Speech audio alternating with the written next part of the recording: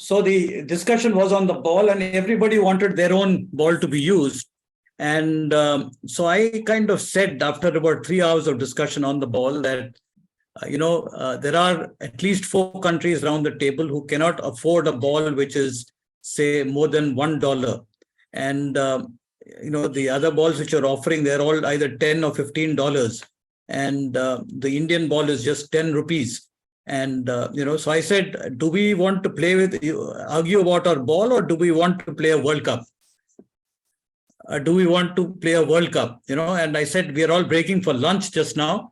So you decide over lunch whether we want a World Cup, or we can keep discussing till the evening and still not arrive at any kind of firm decision, and we may not have a World Cup. So do you want the big picture? You want to look at the big picture, which is the World Cup, or do you want to just continue with the argument on the ball? And I also told them that we can start with a particular ball, and then over time we can develop a new ball which is acceptable to all. So after lunch, the New Zealand delegate, his name is John Puhara, I still remember him. He got up and he said that I propose that the Indian ball be used. And immediately the South African gentleman put up his hand and said, I second the idea. And everybody clapped. And so the Indian ball became the global ball. And then we decided to form the World Blind Cricket Council. So I was elected as the founding chairman, and the Australian Peter Donovan was the vice chairman. And Tony Hegarty of England became the secretary, and Michael Linkey of Australia became the treasurer. And there was a gentleman from New Zealand, Mr. Vijay Ratne, who became the PRO. So that was the structure of the World Blind Cricket Council in 1996. And we decided that India will host the first World Cup of blind cricket. So after that decision, we had various meetings within India itself. And finally, I kind of decided that we needed a core team of people who can actually plan and organize this World Cup that is based in Delhi, because we are planning to have the World Cup in Delhi. So we are already 2 of us. One was me and the other was Ranganathan. And then there was another colonel from the army, Colonel Sardev Singh, who was involved with us since 1995. So he said he would like to be part of this team. And there's a very close friend of mine who's on a wheelchair called Salil Chaturvedi. His father is a retired Air Force Air Marshal. So he said that he would like to make a contribution to the World Cup. So he became the 4th member of our core team. So we started planning. So one of the things we planned was that, what will be the budget. We also realized that we needed a bigger team when the actual event happens to take responsibility. The size, let me give you an idea of what the size of the first tournament was. There were 7 teams that had confirmed participation. Each team would be of 21 members, 17 players, officials. And it was also decided that these teams will all stay in hotels in India, in Delhi. And there would be at least 2 to 3 games in a day. So we needed about 4 or 5 stadia. So we needed people who could take responsibility for the stadium. There was catering involved. There was transportation involved. There was a lot of logistics involved. So we started planning for this event. And the other thing is, when you have international teams visiting India, you have to take the permission of the government of India. So, and that too from the Ministry of Sports and Youth Affairs, from the Ministry of Social Justice and Empowerment, from the Home Ministry, from the Finance Ministry, and the Ministry of External Affairs. Sorry. So all these 5 ministries have to give approval. And to get that approval, we need to have the names of the players who are coming. We needed to have their passport details, and we needed to have, there were a whole lot of details that they had given us a list. So we set up an office at the New Delhi YMCA. Again, the president of the YMCA was kind enough to allow us to use a room there. So we set up our office over there. Then to deal with the government of India, again, Ranganathan and me and the Air Marshal and the Colonel, we just felt that, getting these permissions from the government is going to be difficult. So we decided that we need to have somebody who can actually follow up on a daily basis. So we appointed for a period of 7 months, we appointed an office manager who was a retired government official. His name was Brij Mohan Chowdhury. So and then we had a young lady who had passed her PRO, public relations education, Rebecca Umman. So she also joined us, and they ran the office at the YMCA. And we started writing to the various countries, giving them details that we needed. We needed the list of players, we needed their travel arrival dates, we needed their passport details, we needed their arrival times and departure dates. All that we got from them, and we filled up the forms for the government, and all these processes had to be gone through. And fortunately for us, Brij Mohan Chowdhury was a champion when it comes to dealing with government departments. So he would, go to all these departments, and he would promise them free tickets for people to come and watch the game. And little favors he did, and he managed to get all those clearances for us. That was one, getting the government clearances. The second task was the sponsorship. So the total World Cup costed us 1.6 crores. And this money was to be raised in cash and in kind. So there were some supporters who had already given us support. One was Coca-Cola India. We had several other companies giving us small amounts. So some money was there, and the government of India had said that they would give us 50 lakhs, the Ministry of Social Justice and Empowerment. They had said that they would give us 50 lakhs. And, the money seemed to be coming. It seemed to be, we seemed to be okay as far as sponsorship was concerned. And we had reached September. And then, we decided that the game also needs to be promoted. The World Cup needs to be announced. So we had, there's this company called TWI, who was the sports wing, the television wing of a sports management company called IMG. So the TWI said that we will create these films for you. So the Australian cricket team under Steve Waugh was visiting India at that time. And so we made 7 films with Steve Waugh, Sachin Tendulkar, Anil Kumble, then Sunil Gavaskar, Ian Chappell, Saurav Ganguly, and there was one more. So these 8 people, they made 1-minute films. And then we had also spoken to various television companies, Star Sports, ESPN. Then there was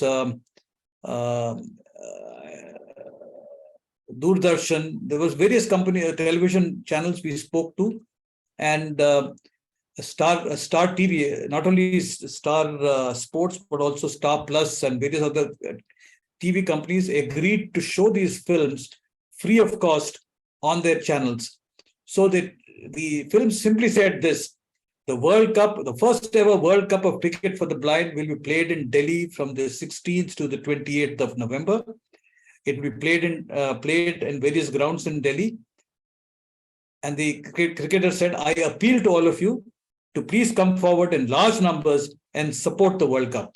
And if you want to contact us, there was some numbers given at the bottom. So, and then, these films started showing on television and people got to know about it. So around that time, I got a call from a young man called Siddharth Sharma. Siddharth Sharma is also there in the room right now listening to this talk. So he called me up and he said that he saw this on one of the TV channels, and he said he wanted to come and meet me. So we invited him to the YMCA. He came along and seemed like a very smart young man. He spoke very well. He was very presentable, solidly built chap. So we said, yes, we'd be happy to include you in this World Cup.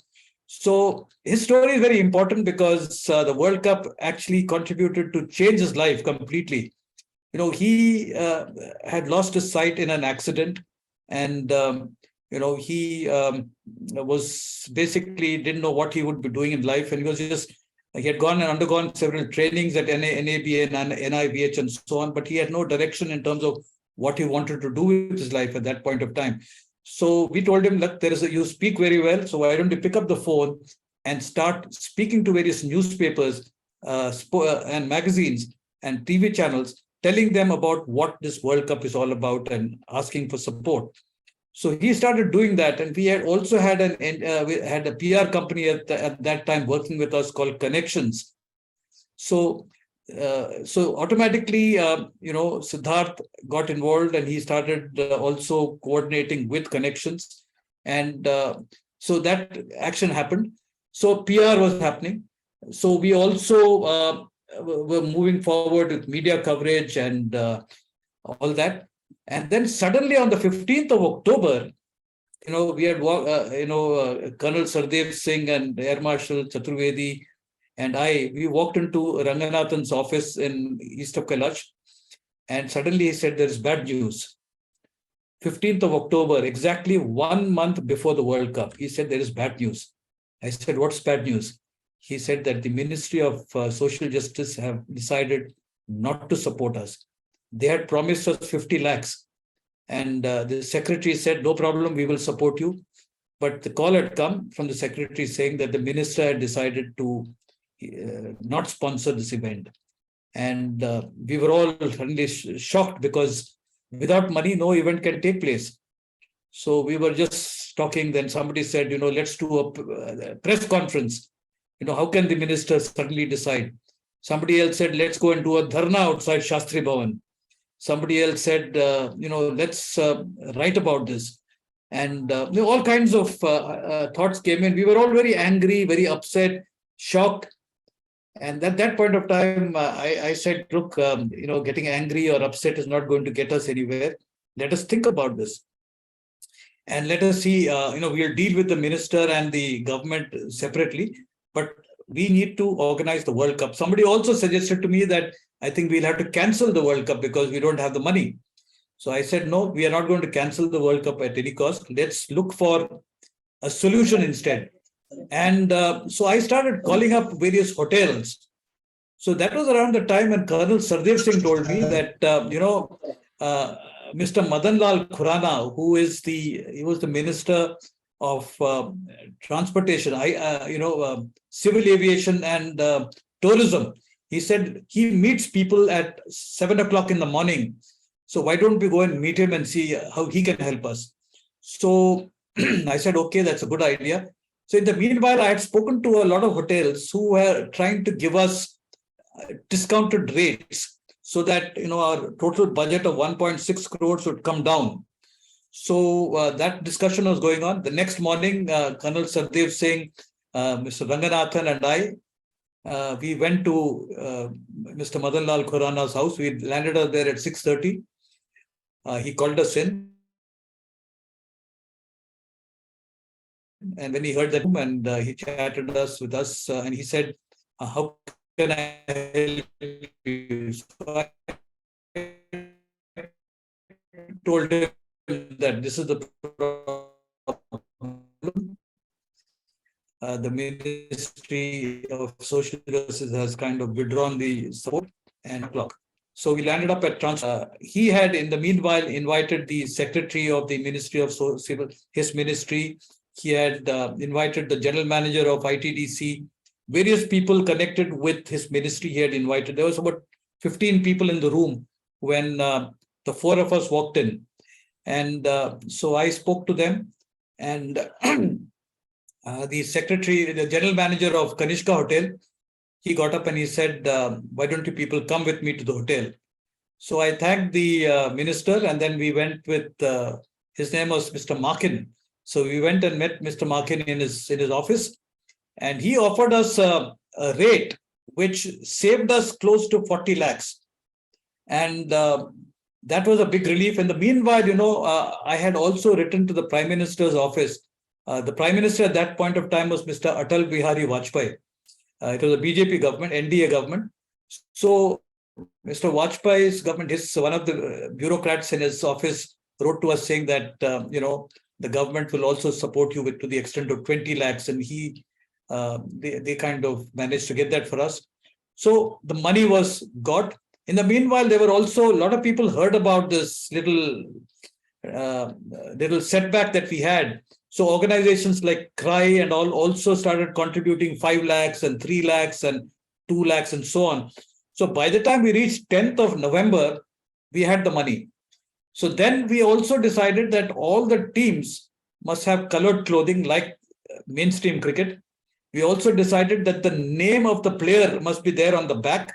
And also on the arm, there should be a band which indicates whether the player is B1, B2, or B3.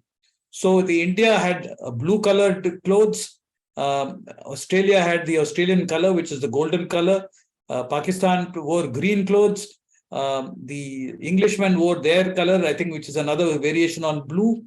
So each country had their own colors, and each player had their name written on the back. So even people looking for the umpire and all the others looking from a distance also could recognize the player by the T-shirt and the name on the T-shirt. So all this was kind of arranged, and the tournament was inaugurated on the 16th of November 1998, where Mr. Madan Lal Khurana and Mr. Madhav Rao Scindia were the chief guests. We had a lot of NGOs from Delhi performing different cultural events like the peacock dance, or wheelchair dance, the Malkham, Legium. There were various little things that they did, and we also had a professional anchor. We had Mr. Sunit Tandon, who was news anchor. He was the master of ceremony, and so it was a very happy starting. And on the first day, we had matches between, I think Pakistan was playing a match, India was playing a match, Australia was playing the match. On the first day, the first double century was scored, 262 runs by Masood Jan of Pakistan. And so the tournament happened. The league phase, India won all the matches. We beat all the other teams. We won 6 matches. Pakistan won 5 matches. Australia won 4 matches. South Africa also had won 4 matches. So the semi-finals was between Australia and Pakistan, and India and South Africa. And at that point of time, we were sure that India was going to win because India was easily the best team in the tournament. And we had those 2 semi-finals. India was playing at the Army Stadium, Harbakh Stadium in the Delhi cantonment area. So in that semi-finals, India scored 370 odd runs, and we thought the match was ours. But then the 2 South African players, 2 brothers, Scott Field and Rory Field, they started batting, and they went on batting, and they made 374 for no loss, and they won the match. So India's World Cup story ended there. And similarly, Pakistan beat Australia. And in the finals, again, Pakistan also made 350 plus. But again, the 2 brothers, Scott and Rory Field, scored the runs without being out. And South Africa won the first World Cup. Mr. K.R. Narayanan, who was the president of India, was the chief guest during that tournament. And he gave away the prizes. Sunil Gavaskar and Mr. Arun Shori, Mr. Madhav Rao Scindia, and various other people were there at the finals, and it was covered live on Doordarshan. And that's when I realized that if a person is willing to dream and is willing to embark on the dream, and people will come along with you. I remember how Mr. Ranganathan from 1994 and Colonel Sardev Singh and Air Marshal Chaturvedi from 1996. And then there were various other people like Meher Madan from Tata Steel, B.K. Panchal, and then there were a whole lot of Air Force and Army officers who had joined in to take up various responsibilities during the World Cup, whether it was looking after grounds, whether it was planning the transportation, whether it was about catering in the grounds, because there were foreign players, Europeans as well as Asians, we had to design the food in such a way that it would be well acceptable to all. So we had continental food, we had Indian food, and every evening, some hotel or the other would invite the whole team, all the 7 teams for dinner. So it was a great tournament, and at the end of the tournament, I think we all felt that something had been achieved, and a new era of life for blind people who loved cricket had been set up. So I'll stop over here, and if there are any questions, I'll be happy to answer.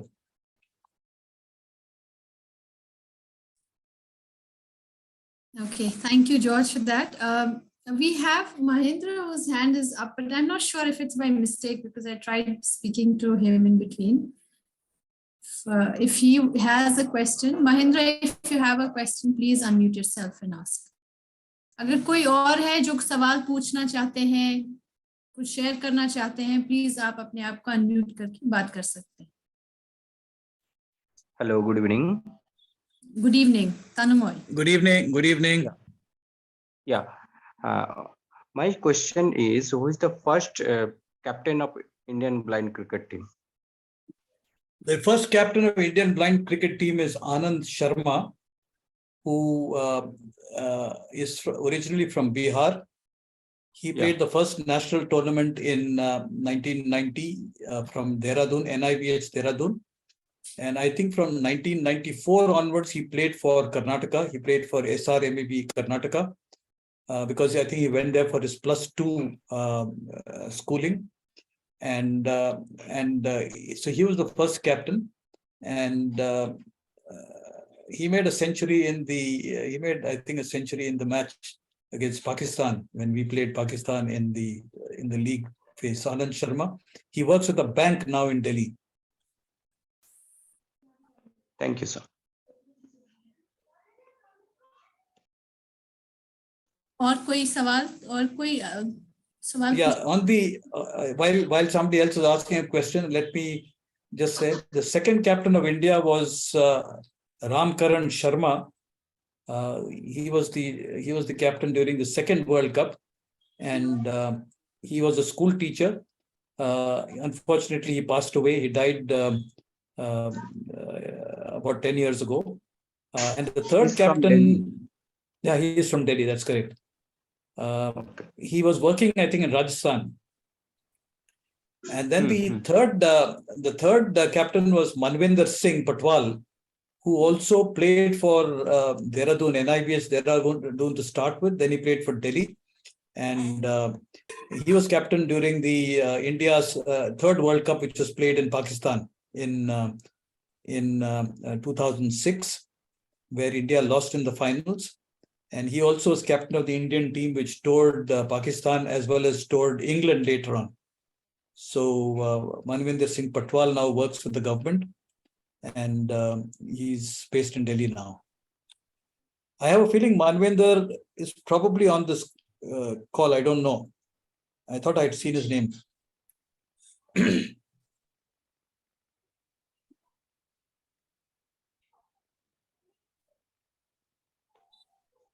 Hi, Mahendra Galani. You're here from Austria. Hi.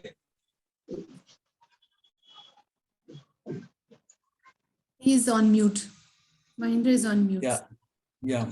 Okay. Anybody else? Yeah. Hello, sir. Good evening. Hi. Good evening. Yeah, this is Bharti. My son name is Madhav, and is visually impaired. And he's very interested in all this cricket coaching and all that. Sir, can you please tell me, is there any blind coaching center in New Delhi or Ghaziabad? Because we stay in Ghaziabad actually. Where does your son study? He's studying in Saksham, Noida. Saksham, Noida. Okay.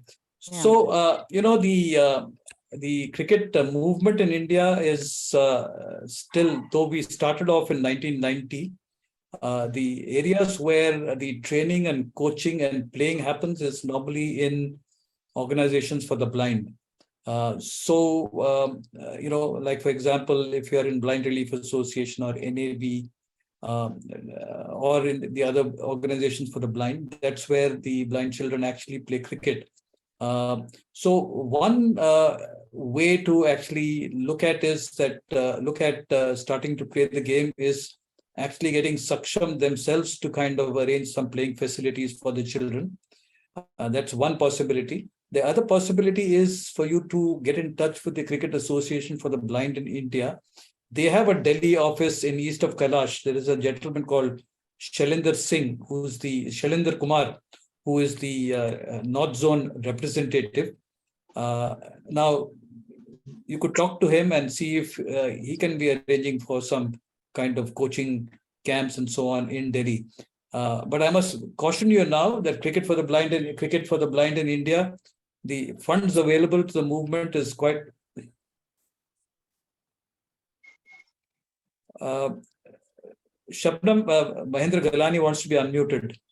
I dropped out in between, but he can unmute from his end. We don't, it's not, he can unmute from, okay. You don't need to Yeah. unmute. So, yeah, coming back to Madhav. So, I think these are two options. One, I think you'll need to either get in touch with Shailinder. If you get in touch with us after the call tomorrow, on Monday, I can give you the number for Shailinder, or find a way of you connecting with Shailinder. Shailinder probably is in Bangalore at the moment in connection with the World Cup, which is going on, but he should be back in Delhi, say on Monday, Tuesday. So maybe we could talk to him and then find out whether some kind of training can be, playing opportunities can be created.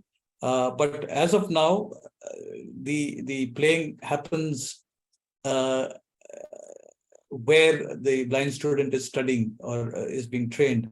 So a good bet would be for blind kids of Saksham to start playing cricket. And I believe there are quite a few blind kids over there. So maybe a game could be started there as part of their, you could approach either Rumi, either Dipender Manocha or the other people involved, and you could probably start the game there. So unfortunately, like in regular cricket, you don't have academies or clubs where blind people where people can go and play. It is a very specialized and exclusive kind of situation at the moment. Okay, sir. Thank you so much for answering. But on Monday, if you connect with me, I will try and connect you with Shailinder. So if you can give your number to Shabnam, she will get in touch with you and we will connect you. Thank you. I've sent you a message in the chat. So much, sir. You can directly share it. Yeah, thank you, ma'am. Thank you. Hello, sir. This is Deepak. Yes, Deepak. Yeah. So, sir, first of all, I would like to congratulate and thank you that you did so much effort and bring the cricket which all of especially Indians like the most, and you did so much efforts to bring each country who were playing in their own area and bringing each of them at one platform and organizing this tournament. It was a great thing. So so that's I would like to thank you first for that. Thank you. And any question that you'd like to ask? Yeah. So you mentioned about the rules, your place there that three B1, B2, B, C, and D, right? No, B1, B2, B3. B1, B2, B3, right?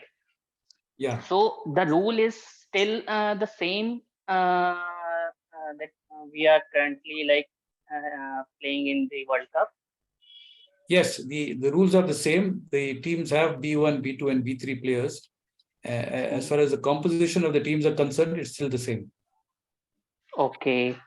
Uh, and the ball which we use, it is the ball we use to play. It's still the same ball. It's still the ball which was manufactured in India. And it's still probably it's maybe 15 rupees now. It used to be 10.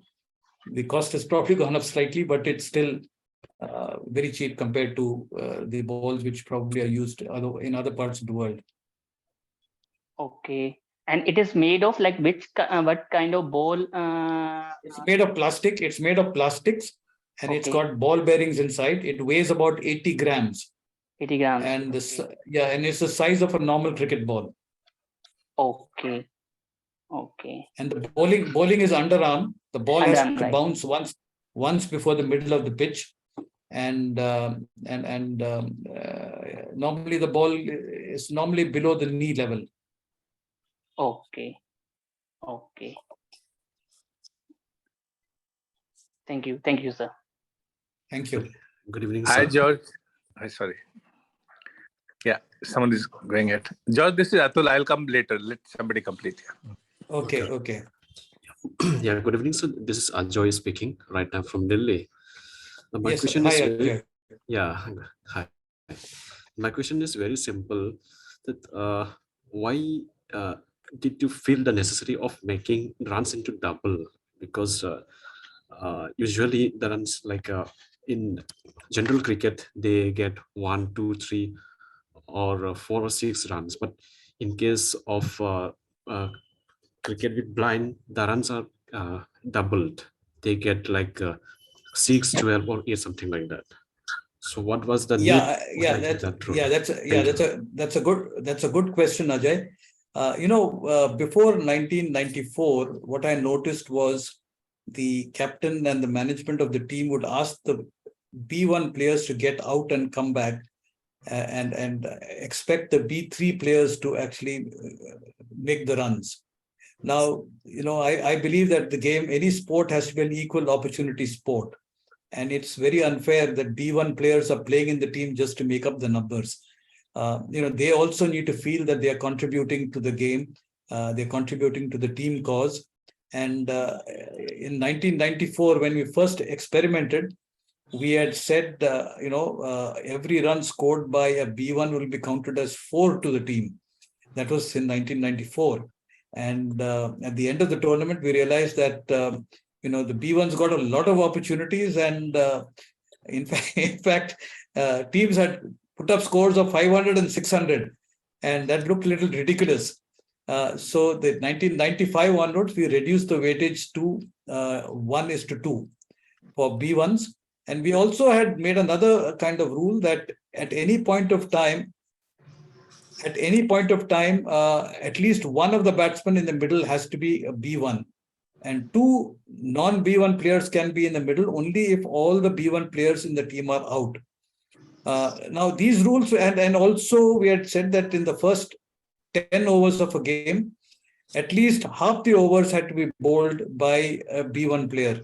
All this was done to actually make the game a level playing field as far as B1 players were concerned. Otherwise, the trend was that the B1s were asked to get out, and then the B2s and the B3s would take the game forward. So it's again the belief that you have to see to play.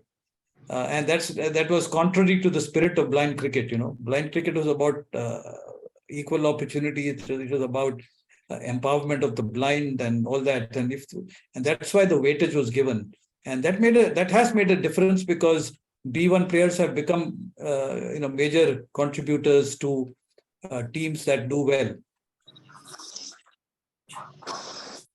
Thank you, sir. Thank you. Yeah. Atul. Yeah, can I come in? Yeah. Hi, George. Yes, Atul. Good to see you. Yeah. Thank you for inspiring a whole generation, in fact, with the work that you have done. And as you were talking about 1:4 and 1:2, I remember how much I fought with you to make B1's play a blindfold. Otherwise, B1s were not even getting placed in the team. B2s were playing in the name of B1. And in the numbers, there was, and after that, many centurions started scoring zeros when they were blindfolded because they were basically fake B1s. So Correct. we had to do a lot of things to make the whole thing equitable. The idea of whole thing was to make it equitable.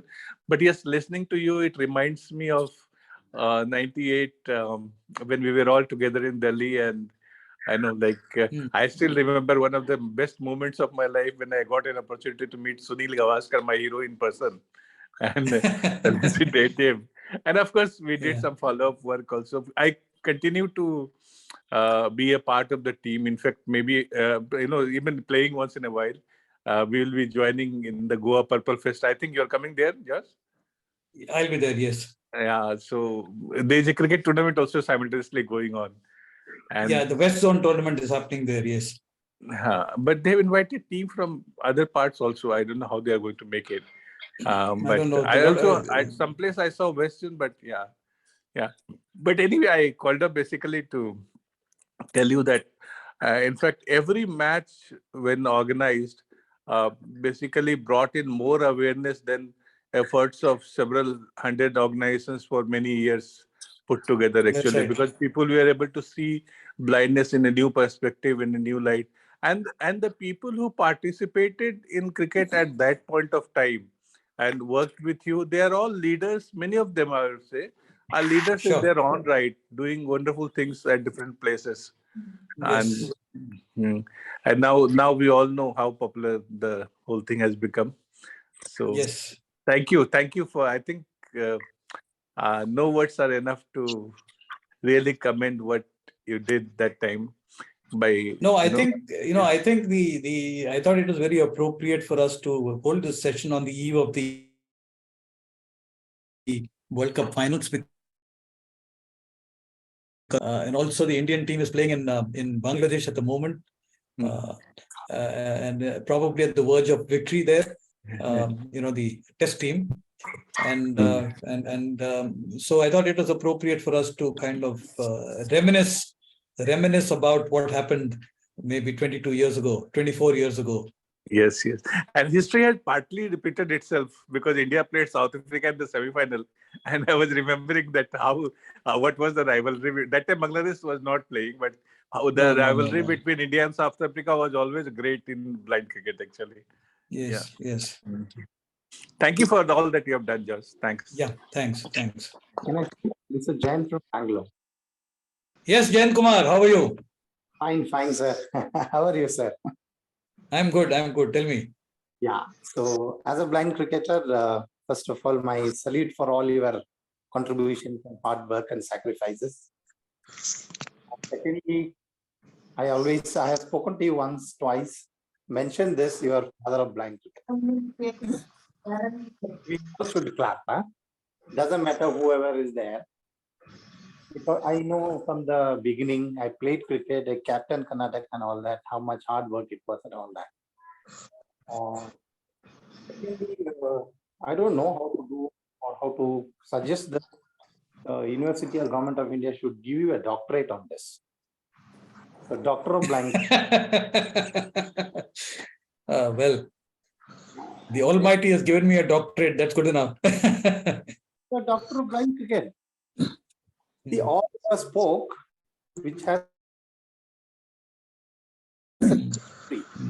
every day, every event, every line you should name, along with the name, you could spell it out.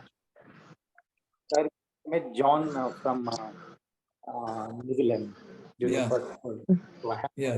John Puhara, yeah. Received a professional trophy from Gavaskar in 1995 when I captained Karnataka. Yeah. And all that, I'm writing my autobiography. And the third national was telecasted on ZTV, half an hour highlights. That video still has. You have the video?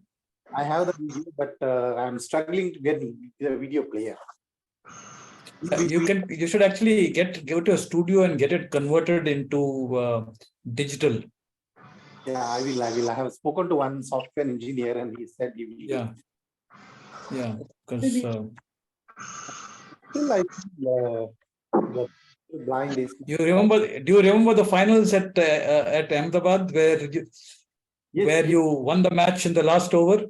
Yes, yes. Every minute I remember. Every minute Right. jump. I remember. We set the place. If we feel well, some don't eat very well, but feel well. Yeah, field well, yeah. We will not feel. Hi, George, can I come in? And by 5 we won the trophy. Yeah, that's right. I remember that. And that was the time when Sachin Tendulkar bowled that famous last over against South Africa in Calcutta. It was just 2 days before our finals. Correct. 6 overs. Yeah, Beating Anil Donald. yeah, that's right. Alan Donald was the batsman. Yeah, he could.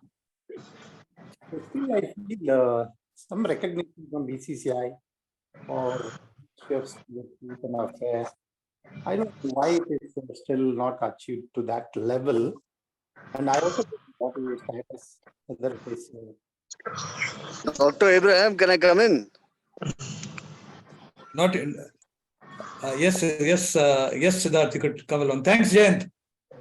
No, that was a great suggestion. A doctorate for you.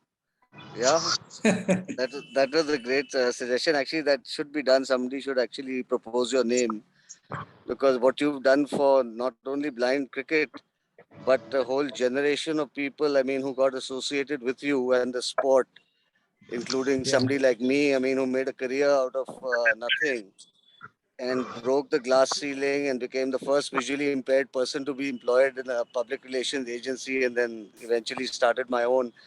All thanks to all the Blind efforts that cricket. you put in and took people like us along with you. So kudos to you, George. Honestly, and it was good to hear Atul's voice also after a couple of years. Great, yeah. Yeah. What a team we had. What a fantastic bunch of people. Really. Yeah. Thank you, George, for all your efforts. Seriously. George, Thank this you, is Siddharth. Mahendra Galani, if I can come in. Hey, hi. How are you?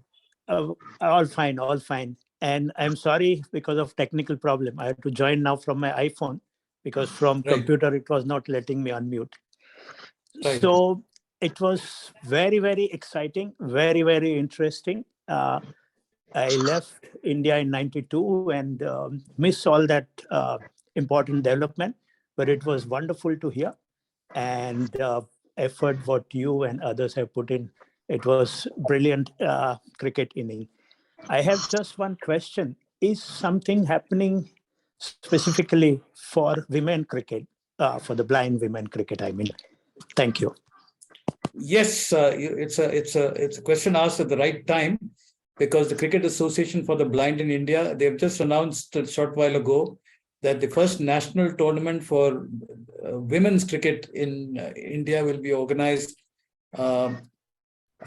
in January of 2023, and 16 teams from across India will be participating. That is one development. The second development is, I believe the World Disability Games will be played in Birmingham, United Kingdom in August into 2023. And blind cricket has been introduced for the first time. So blind cricket teams, both men and women's teams, would be participating in that tournament. So I think these are two very, very exciting developments in the recent past.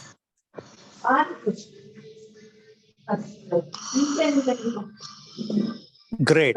Good to hear that. Good luck with that. Yeah, I'm not involved anymore, but I think the game is now gathering a lot of momentum and it's in safe hands. And I feel very good that I had a little role to play in the beginning. Yeah. Little huge role to play. Thanks, Mahendra. Yeah, Shabnam? We have a FIFA, her hand is raised. I think there is Dr. FM Laser.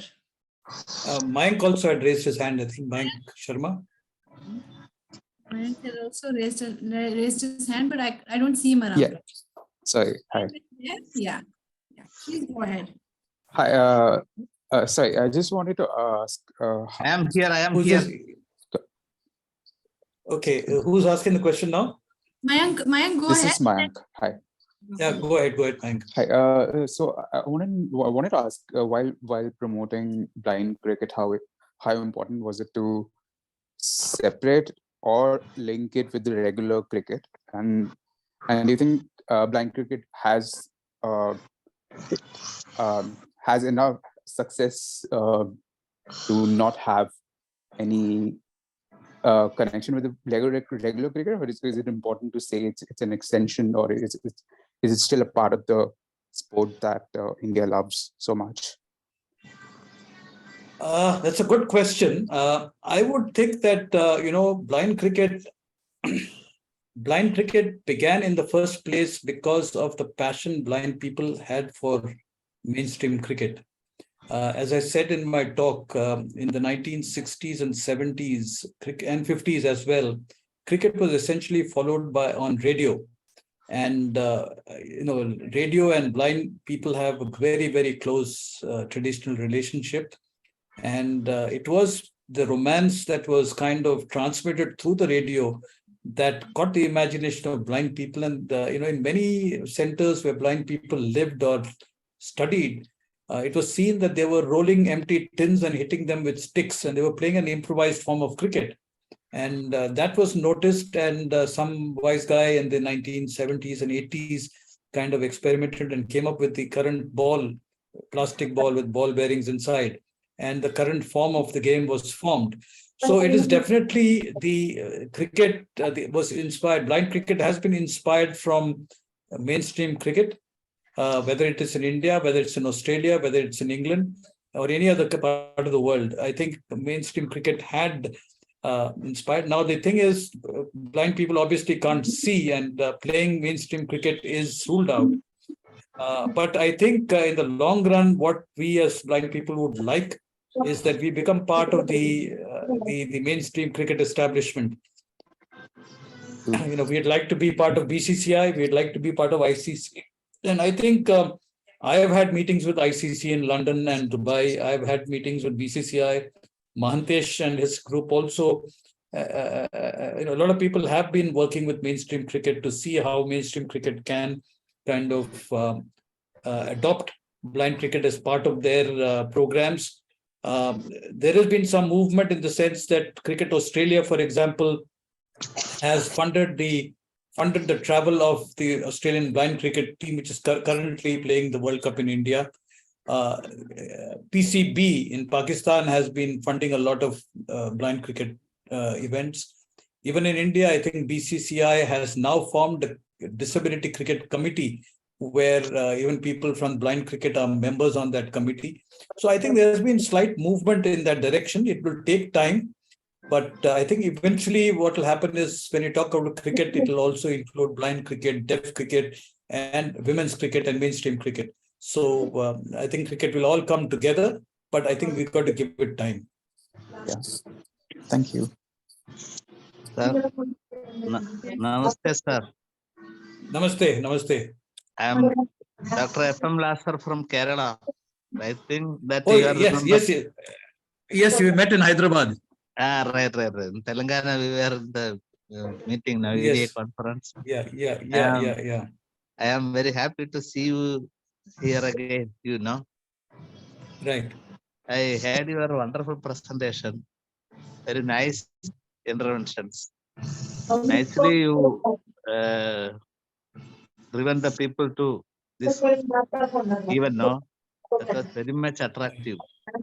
So I from my side, I have 2 points. One is connected with your presentation and initiatives on blind cricket programs. I heartily appreciating you, congratulating you for taking this such a wonderful, laborious, useful initiative from your side all over the world. Now you initiated and inspired many. So hearty congratulations to you. The presentation was very nice. Now I had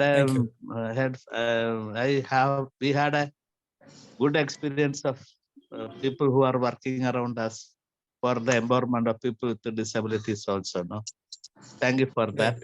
The second point is one thing is different from this area.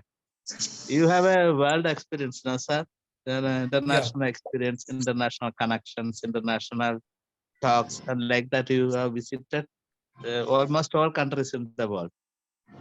That is No, 8 countries, not all countries. There are more than 200 countries. yeah. That is big number now, sir. From my side, I like to ask, can you contribute your skills and capacities to other areas, so people with disabilities? The central government is calculated 21 categories of people with disabilities. So why don't my humble request, can you organize an international conference with all types of people with disabilities? This is my second appeal to you. Thank you, sir. Thank you. We can talk this offline. There are other people who want to ask questions on cricket. So we can take this discussion offline. Okay. Thank you. Thank you, Lazar. Thank you, Lazar. Yeah.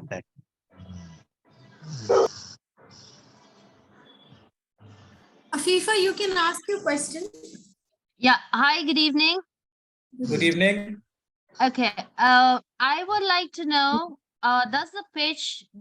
is the pitch prepared in a different manner for these cricketers, the blind cricketers, or is it the normal pitch? It's the regular pitch, meaning you just make sure that there are no stones and undulations on the ground. We try and have a flat ground. Yeah. Right. And how about the wickets and everything else? It's all the same? No, the wickets are made of metal and they are screwed together as one piece, because every time a bowler bowls, he or she will feel the wickets before he bowls. So a regular feeling could misalign the wickets. So the wickets are screwed together as one piece. The dimensions are the same. But and then the bat is normal. The ball is, again, as I mentioned, it's a plastic ball with ball bearings inside. So that it rattles when it moves.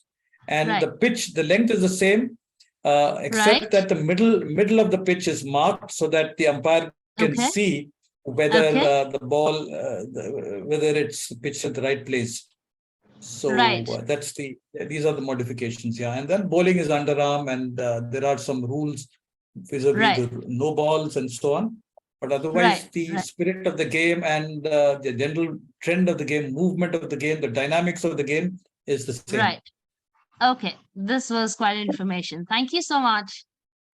Thank you. Thank you, Afifa.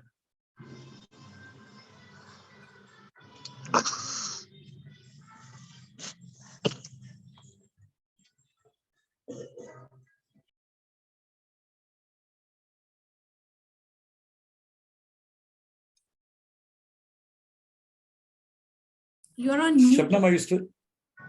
Hello, sir. I was just saying. Hi. Sorry, I was on mute. Hello, sir. My name is Adish. Yes, I think I spoke to you at the beginning. Yes, sir. Sir, one question. Does the ball have this movements which incited we have, right? Spin, swing, all that. And does the bowler get any help from the pitch? And does the dew factor have any effect on the ball? Let me attempt to answer this question. Yes, the bowlers do have variety. There are certain tricks that the bowlers do in terms of getting turn or movement on the wicket. The surface does have an impact on the ball. I've noticed that if it is a wet wicket, for example, the ball doesn't move as quickly as it would do normally. Damp wickets are difficult to play on, meaning the ball doesn't really move. And the bowlers have, over the period, the skills of bowling underarm and having to pitch the ball before the middle of the pitch. I think the technicalities of the game and the nuances of the game of the bowling would be a little different from mainstream cricket, simply because the situation and the circumstances are different. But the bowlers over time have actually brought in various little variations, which helps them keep the batsman guessing. And so do you have any impact on the bowling? Because in sighted they say, right, if there's dew, it's better to take batting second. So does that effect happen in blind cricket also?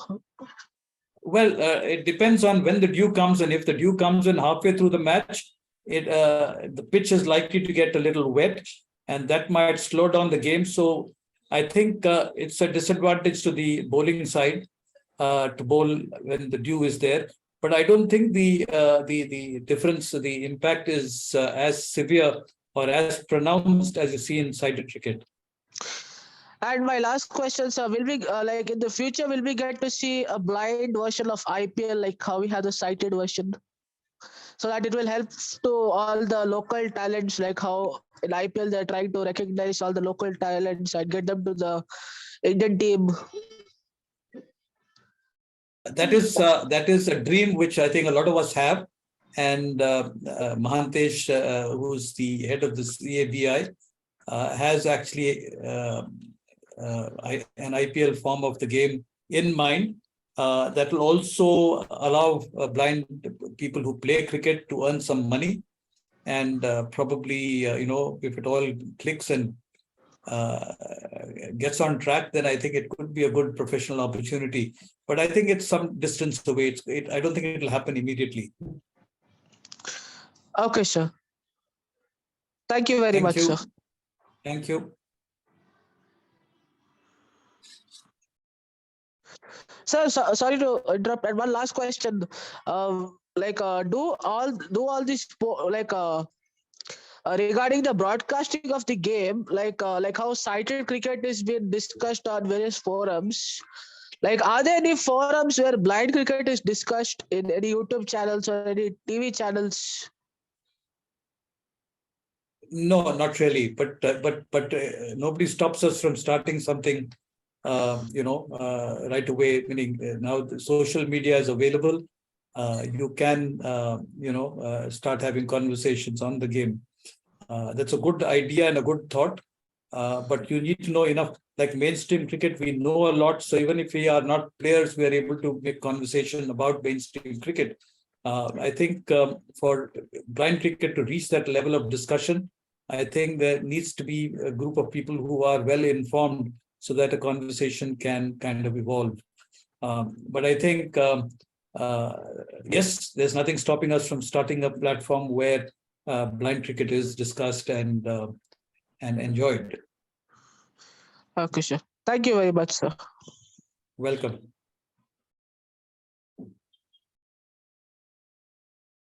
Is that it? Yes, there's no one's hand raised. So if that's the case, let me thank all of you for having taken the time to join in and participate in this discussion and this listening to this little talk on the history of blind cricket in the 1990s and how the World Cup actually came into being and how the World Blind Cricket Council was formed. So thank you so much for the time, and hope you guys enjoyed it.